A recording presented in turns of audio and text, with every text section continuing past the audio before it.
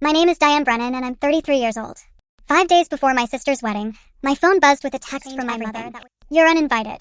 Your sister is marrying into old money, and we won't have your drama embarrassing us. I read it 3 times, sitting alone in my apartment kitchen, the coffee going cold in my hands. No explanation beyond that. No softening. Just a clean, surgical cut from the family I had spent my whole life trying to belong to. I wasn't shocked that my mother could say. I was shocked at how casually she said it, like she was canceling a dinner reservation instead of erasing her own daughter from her sister's wedding. Renee and I had never been close, not really, but we were sisters. We'd shared a bedroom until I was 12. We'd cried together when our father left. And now, because Renee had found herself a fiancé with a family name attached to 3 golf courses and a shipping company, I had become an inconvenience. A stain that might show up on the guest list and remind everyone that the Brennans weren't always old money. We weren't old anything. We were a single mother and 2 daughters clawing our way through late rent and layaway Christmases. I typed out a response, typed another. Nothing felt right. Anger wanted to come out as begging, and begging wanted to come out as anger, and neither one felt like something I could send to a woman who had just told me my presence was drama. So instead, I just sat there, staring at the screen, waiting for the next message, because I knew my mother. She never delivered bad news without following it with something meant to twist the knife a little deeper. Sure enough, less than a minute later, another text came through. No words this time. Just a photo. Their engagement picture, professionally shot, the kind you pay a photographer $300 an hour for so the lighting hits just right. Renee was glowing in a champagne-colored dress, her hair swept over one shoulder, laughing at something just outside the frame. And beside her, his arm wrapped around her waist, stood the groom. I looked at his face for exactly 3 seconds before something in my chest went cold, then hot, then cracked wide open into the kind of laughter that doesn't come from humor. It comes from disbelief so total that your body doesn't know what else to do with it. I laughed until my ribs hurt, until my eyes watered, until I had to set my phone down on the counter because my hands were shaking too hard to hold it steady. Because I knew that face.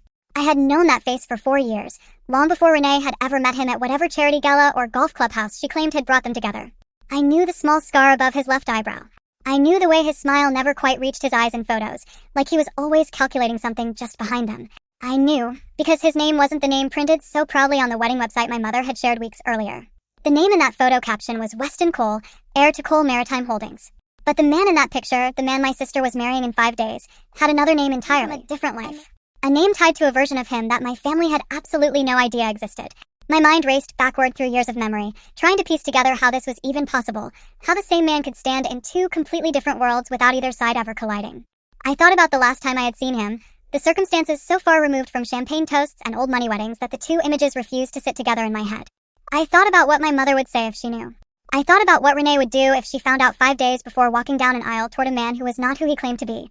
I set the phone down again, pressed my palms flat against the cold kitchen counter, and forced myself to breathe. Getting uninvited from the wedding suddenly felt like the smallest problem in the room. My mother thought she was protecting the family name by cutting me out. She had no idea that the real threat to that name was already inside the house, wearing a $3,000 suit and smiling for engagement photos, waiting for a wedding day that was about to become something none of them could have imagined. I picked my phone back up, opened my contacts, and found the one number I hadn't dialed in over a year. My thumb hovered over the call button. Once I knew there would be no quiet way back from what was coming. But some doors, once you see what's behind them, cannot be closed again. I took one more breath and I pressed call because 5 days was not very much time, and there was a wedding my family needed to understand a lot more clearly before it happened. The call connected on the 3rd ring, and a familiar voice answered, cautious, like he already sensed this wasn't a friendly catch-up. His name was Grant Holloway, a private investigator I had hired 2 years earlier during a messy dispute with a former landlord, and the one person I knew who could pull a real background on someone faster than any of us could Google our way through it. I didn't waste time with pleasantries. I told him I needed everything he could find on a man named Weston Cole, and then, my voice shaking slightly, I told him why. Grant went quiet for a moment before saying the words that confirmed the cold feeling already settled in my stomach. He recognized the description immediately, because the man photographed beside my sister wasn't named Weston Cole at all. His real name was Julian Ferris, and 2 years earlier, Julian had been under investigation for running an investment scheme that had drained retirement accounts from at least 4 slipping out of state and vanishing from every database that mattered. I sat with that information for a long time after we hung up, staring at the ceiling of my apartment as the pieces clicked into place with sickening clarity. Julian hadn't married into old money. He had built an entire identity around it, complete with a fabricated family name, a manufactured maritime holding company website that Grant confirmed had been registered only 8 months earlier, and a trail of half-truths sturdy enough to fool a woman desperate to prove she had climbed higher than where she started. Renee wasn't marrying wealth. She was marrying a con, and in 5 days, she was going to stand in front of 200 guests and hand her entire life over to a man who had already done this to other families and walked away clean. The hardest part wasn't discovering the truth. The hardest part was deciding what to do with it, Knowing my mother's text was still sitting unanswered on my phone, knowing that the moment I opened my mouth about this, she would assume it was jealousy, revenge, drama dressed up as concern. The only thing that felt right. I didn't call her. I didn't call Renee either.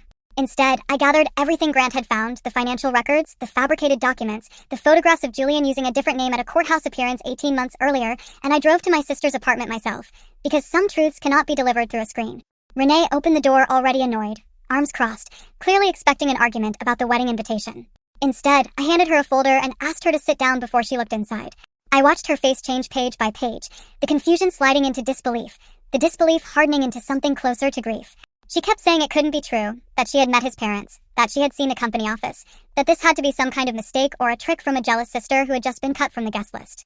But documents don't lie the way people do, and by the third page, her hands had started to over the kitchen counter. She called our mother that same night, and for the first time in years, I heard my mother's voice crack with something other than pride or control. There was no wedding 5 days later.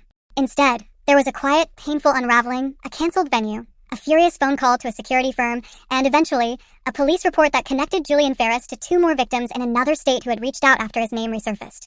My mother never apologized for the text message. Some people never do. But she did call me, 3 days after everything fell apart, her voice smaller than I had ever heard it, asking me to come over, asking me to help her figure out what to do next. And I went, not because the wound from that text had healed, but because family, even a messy and imperfect one, still means showing up when it actually matters. Renee thanked me only once, quietly, months later, over coffee neither of us finished, telling me that if I hadn't laughed at that photo instead of she might never have questioned anything at all. That laugh, born out of shock and disbelief, ended up being the only warning sign strong enough to stop a disaster already 5 days from happening. My mother's old money wedding never took place, and the family she had tried so hard to protect from embarrassment ended up meeting the very daughter she had tried to erase. If this story hit you the way it hit me living through it, that feeling of being underestimated right before you become the one who saves everyone, then you already know exactly why stories like this matter.